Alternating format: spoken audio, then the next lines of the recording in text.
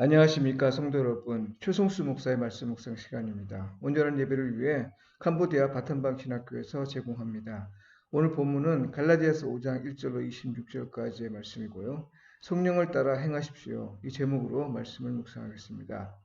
율법과 복음의 관계를 구약 성경을 통해서 논증하듯 밝힌 바울은 이제 율법으로 사는 삶의 의미와 결과, 그리고 복음으로 사는 삶의 의미와 결과에 관해 말합니다. 먼저 율법으로 사는 삶이란 율법 안에서 의롭다함을 얻으려는 시도를 말합니다. 이건 모든 율법을 행할 의무를 받아들인다는 것이고요. 사람으로선 불가능한 일임을 분명히 밝힙니다. 게다가 이를 위해서 오셔서 율법의 요구를 대신 짊어지신 그리스도와 그의 역사를 무의미하게 만드는 일입니다. 이를 가리켜서 바울은 그리스도께서 너에게 아무 유익이 되지 않는 일이고 그리스도에게서 끊어지고 은혜에서 떨어진 자라고 말합니다. 따라서 이 일은 진리를 순종하지 않는 일이고 다른 마음을 품는 일이며 그건 자유인이 되었다가 다시 종의 멍에를 매는 일이라고 합니다. 이에 비해 성령을 따라 사는 삶은 그리스도께서 주신 자유 안에서 사는 것이라 했습니다. 성령을 따라 사는 삶이란 무엇인가요? 하나님이 율법을 통해 다스리고 돌보신다고 믿었던 시대는 갔습니다. 오순절 성령 강림 사건은 새로운 패러다임을 알리는 사건입니다. 그러니까요. 사람이 떡으로만 살 것이 아님을 보이기 위해 유대인은 원래 추수감사절에 해당하는 오순절을 율법을 받은 날로 지켰습니다. 전국에서 예루살렘으로 순례했던 오순절에 성령이 오신 건 이제 새로운 시대가 왔음을 알리는 일입니다. 율법이 무의미하게 둔다는 뜻은 아니고요.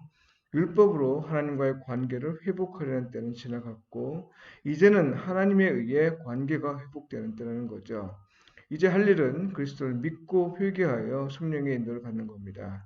유대인들로 그토록 율법을 고수하게 했던 그 정신은 오순절 성령 강림과 함께 효력이 다했습니다. 그리스도의 오심과 함께 사랑으로 다스리고 돌보는 시대로 바뀌었고 이 시대를 이끄는 힘은 바로 성령입니다.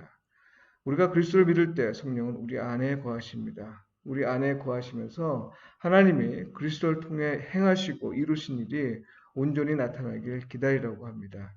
이는 사무엘 100개씩 말하는 그런 허무하고 단순한 기다림이 아니라 하나님 사랑과 이웃 사랑을 실천하면서 기다리는 겁니다.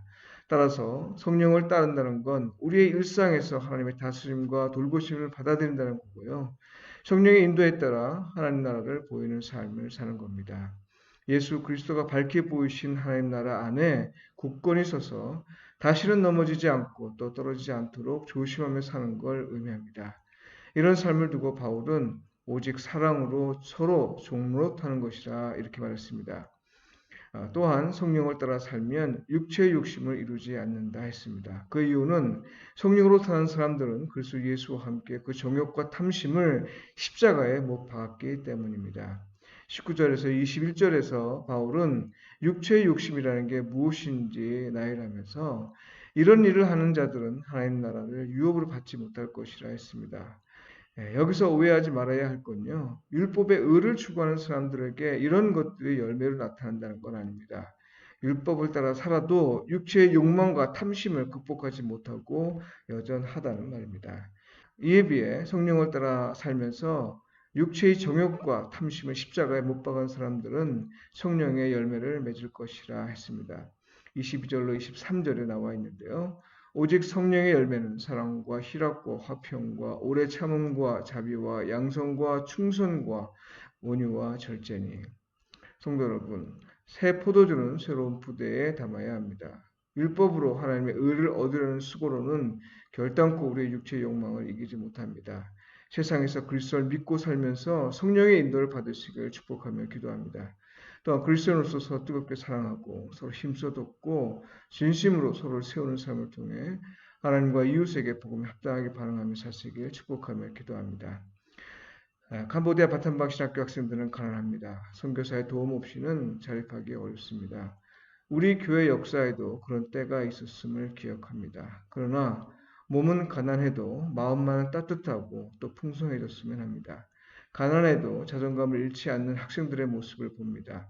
비록 세상에서는 가난하나 하나님 나라에선 부자임을 보이는 일을 넉넉히 감당할 수 있도록 기도해 주십시오. 기도드리겠습니다. 주님, 세상이 바뀌었음에도 여전히 옛 시대에 머물러 있는 사람들이 많습니다. 예수 그리스도를 참으로 믿고 또 그의 나라의 권에 알면 보이는 세상임에도 여전히 옛 시대의 기쁨에 취해 사는 사람들입니다. 부디 그리스도를 믿게 하시고 성령의 인도함을 받아 성령의 열매를 많이 맺는 사람들이 되게 하소서. 예수님의 이름으로 기도드립니다. 아멘.